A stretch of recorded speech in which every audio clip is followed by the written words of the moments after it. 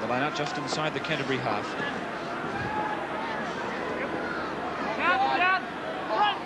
Tidy ball there for Birchip. As Wetton pulls it in for Auckland just inside the Canterbury half. No chance of the ball coming out of there.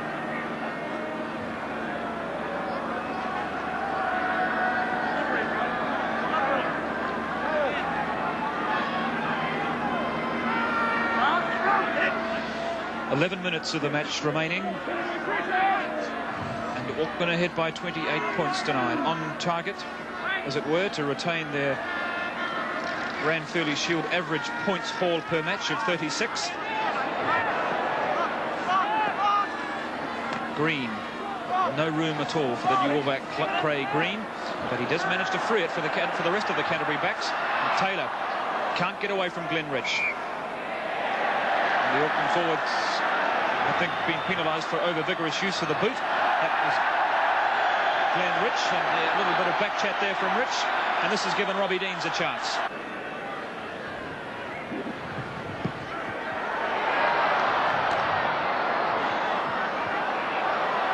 So Auckland are running it. Harris. There's Kirwan on the right wing. Ball back on halfway. It bounces away from Wayne Smith. Untidy play there from McMaster. The ball had gone forward as Simpson swooped on the ball. Simpson there having a word or two to McMaster. He was just a little slack in his play then as he went in to pick up the loose ball.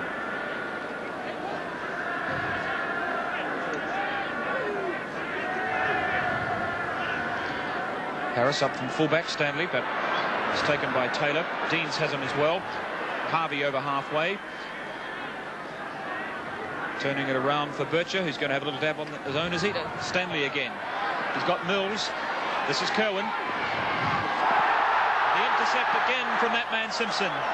Back there is Collinson, and does the only thing that he could really do, just let fly with his boot.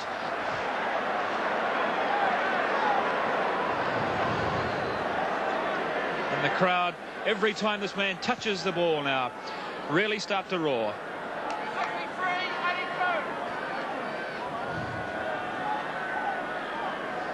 Nine minutes of play remaining in the match. Canterbury still ahead by 28 points to 9. This is Jock Hobbs with that heavy bandage around his ear as a result of an injury he suffered in the opening minutes of the match against Wellington. Taylor, Fox has him inside the Canterbury half. John Ashworth.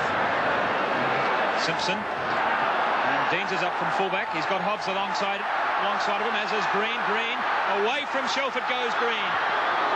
Stopped by Lindsay Harris right on the 22. Good tackle from Lindsay Harris.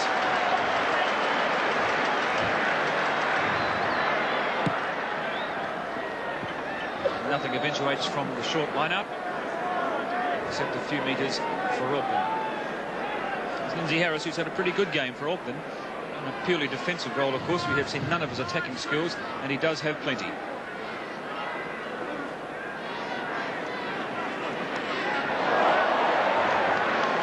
Atkins. And those Auckland backs up a little too quickly, and so here's a good opportunity for Deans to put 3 points on the board. Robbie Deans, who hasn't had the most successful days with his penalty kicks. This is his 7th shot at goal. He's landed 3. That's number 4. And so he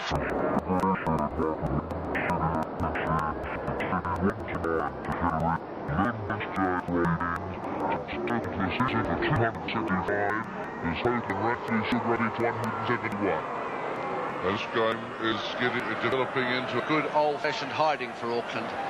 In fact, 31 points to 9 does not really augur well. The national championship that Auckland have got at the moment is now they can kiss it goodbye. And Canterbury, who have played such tremendous rugby over the season, are deservedly going to be national champions.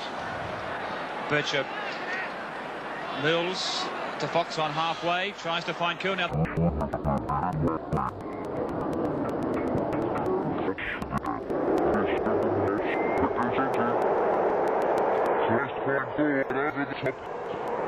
Put in by John Mills, midway to the turn halfway, inside the Auckland half.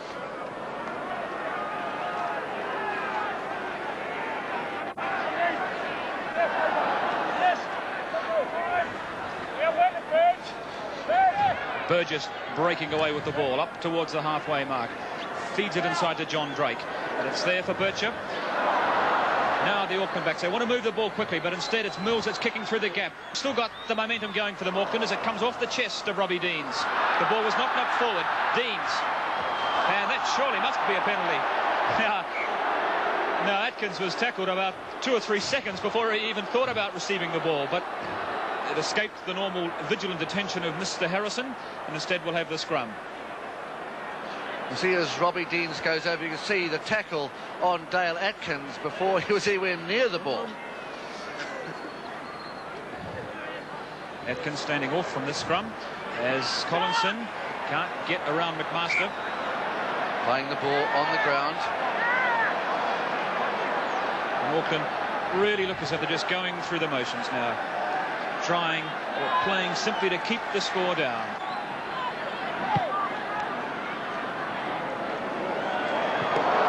Oh, what a kick.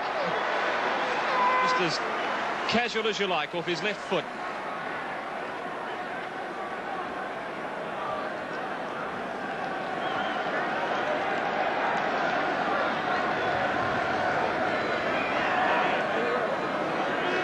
With this now certain win coming up for Canterbury, this Ranfurly Shield side has become the 3rd most successful Ranfurly Shield side ever. As another terrible fracas breaks out here. They've all joined in here, backs and forwards. Even the 2 fullbacks have come up. And this is what happens in fights, that people come in, it's no business of them. It was between Jock Hobbs and Alwyn Harvey, and suddenly Wayne Smith poked his face in, and suddenly she was on for young and old.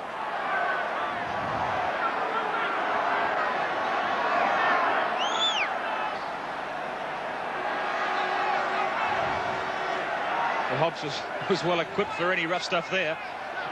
He's well and truly strapped around the head. As the line-out takes place 10 metres from the goal line. And we've only got 3 minutes of play remaining, so if these players can just hang on to the piss for another couple of minutes. And we'll have a look at Canterbury now. This is that great platform of theirs where they score so many of their tries, and Bircher around too quickly, and another gift 3 points coming up here for Deans if they want it. I think there's some talk there about running the ball. Yes, Deans is not going to kick for goal. They want the 6 points just to put some cream on the cake. But a surprising unforced error from the Canterbury team there, right underneath the Auckland goalposts. The ball lost forward. So we are seeing one of the truly great Canterbury teams. With this, the 10th successive defence of the Ranfurly Shield, and like the other 9, certain to end in success.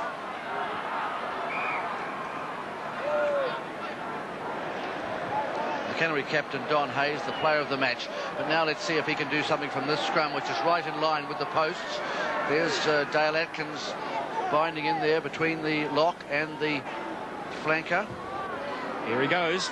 Deans and Atkins, that same old duo. And Craig Green, the ball just rolled away from him. He begs for a decision from the referee, but he never grounded that one.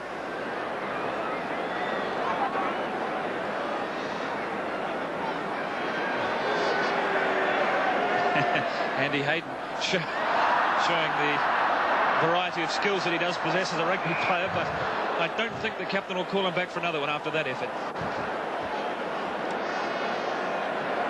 And Andy Hayden might even have a chapter on that in his book. Yeah, that might have been for the publisher.